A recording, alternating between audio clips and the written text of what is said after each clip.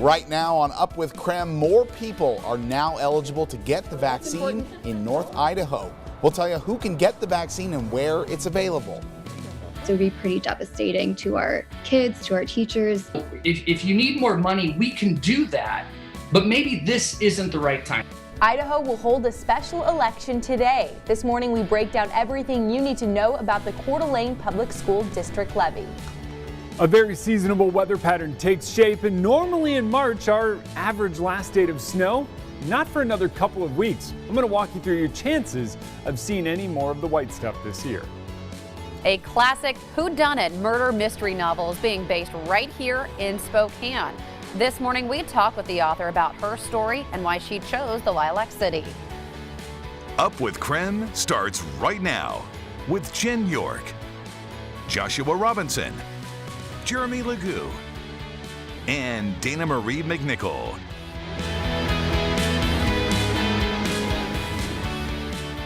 Well, good morning. Welcome to Up with KREM. You don't want to not be looking at your screen right now. A Washington dog could become America's favorite pet. Ellie is a Pembroke Welsh Corgi in Linwood.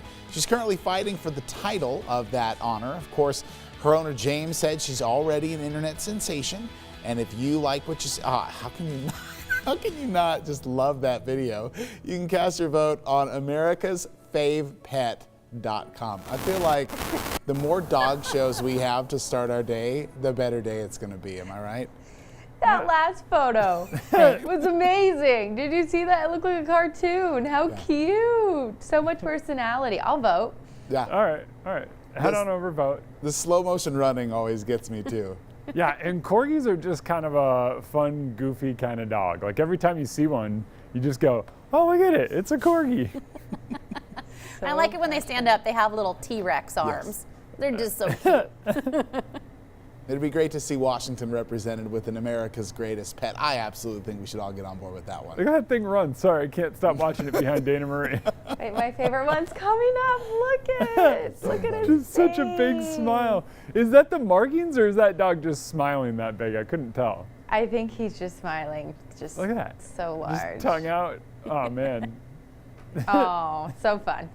Boy, eventually it's a good dog weather, hanging out with your dog or going on a walk, Jeremy, today. Can Dana we do that? Marie, you got to get yourself a dog. Here's why. Because every day is great weather to hang out with your dog. And I know there are a few dog owners at home going, okay, that's a cool dog, but have you seen mine? Because I kind of feel that way too. So it's always great weather to hang out with your dog, especially when it's sitting at 29 degrees. Your dog says, hey, let's go outside, let's go outside, let's go outside. And it'll say it over and over and over and over and over and over and over until you take it outside. So it gets you outside to enjoy a day like today. We are sitting comfortably in the 20s across much of the inland Northwest. I look up overhead, I can see a few clouds. I can also see some breaks in those clouds, but I look off to the east over toward Coeur d'Alene and there are some more breaks in those clouds. We've got our storms still hanging out off the coast. We are still in that trough and we still have those chances of a few scattered and isolated showers as we head through the day today. You can see some of our clouds moving through right now, and some of that snow that fell a bit earlier down in places like the Palouse now moving out. That didn't really even stick. It takes quite a bit to get snow to stick this time of year. And so you just don't really wind up seeing that. We see a couple of chances of scattered showers across the inland Northwest both today and tomorrow. But other than that, it's a mix of clouds and sun, and temps once again climbing into the upper 40s. Here at 6:03 this morning, Kootenai Health in Coeur d'Alene has announced it's expanding COVID-19 vaccine eligibility to include people with some medical conditions. Nicole Hernandez joins us from Kootenai Health this morning to tell us who will now be eligible. Good morning, Nicole. Yeah, Joshua, good morning. So the hospital says the reason they're doing this is because they actually have a lot of vaccines here in North Idaho at this point. So that means that people ages 18 to 64 will be able to get that vaccine as long as they live and work in Idaho and they have one increased risk medical condition. Now this comes after the state of Idaho moved into 2.3, or here in North Idaho that we moved into the 2.3 eligibility. So those are those grocery store workers and other frontline personnel. Now the list will include people with some medical issues. increased risk medical conditions outlined by Kootenai Health are listed on your screen right now. These include cancer, chronic kidney disease, COPD, Down syndrome, heart conditions such as failure, and more. And you can find that full list on KREM.com or on Kootenai Health's website. Now, of course, this is just for people up here in North Idaho. The rest of the state will move into 2.3 in the March here, and then once April comes along, people with more high-risk medical conditions will be able to get vaccinated as well. Live in Coeur d'Alene, I'm Nicole Hernandez. Nicole, thank you. Well, today the mass COVID-19 vaccination site in Spokane is bringing in extra resources, and you may recognize the workers from your local grocery store. Safeway is now partnering with the Washington Department of Health. Employees will help staff the site, plus the company will help with registrations for the vaccine. Right now, the site is only focusing on second doses. They're still trying to play catch up from delayed shipments due to the winter weather. You can text vaccine from home to 509-448-2000 if you want more information about when you can get the vaccine in both Washington and Idaho.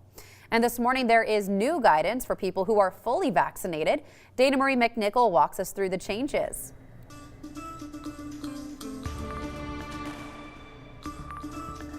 Well, one important note here, just because you had your doses doesn't necessarily mean you're fully vaccinated. You'll need to wait about 2 weeks after your last dose. Well, it feels like we're one step closer to normal with this news. The CDC is easing guidelines for those who are fully vaccinated. Now, this means you can gather with other vaccinated people indoors without masks and socially distancing. That also applies to unvaccinated people from one household. You can also skip quarantine and testing after exposure if you are symptomatic. But you should still wear your mask in public and avoid big crowds. Over 90% of the population is not yet vaccinated, and that is our responsibility to protect those who remain unvaccinated and remain vulnerable. Well, this morning we do want to answer your questions about the new guidelines. Now, I've put together a few scenarios showing when it's okay and not okay to gather with vaccinated people according to the new guidelines. So we're going to take a look. First up, a vaccinated teacher wants to visit their parents in Washington. Is it safe for them to go to dinner and not wear a mask? Well, the answer is yes. According to the CDC, because the visitor is vaccinated and the hosts are in the same household, the risk for spread is very low. Okay, second scenario we see. The grandparents are vaccinated and the unvaccinated grandson wants to visit. Okay, again, the answer is yes. We see according to the new guidelines, it is safe to visit as long as a visitor is not at high risk for a serious COVID infection. And then lastly, take a look at this one. Both grandparents are vaccinated and their family wants to throw them an anniversary party, but guests are not vaccinated. Well, this one, no, not safe. The CDC says even though the grandparents are vaccinated, it's still unsafe for the unvaccinated people from multiple households to gather. So send us your questions, of course. We do want to hear from you. Is there something that you're not really sure about with these new CDC recommendations? You can send us a scenario. We'll check the guidelines for you right here on Up with KREM. I'll do my best to get that information to you. Again, 509-448-2000.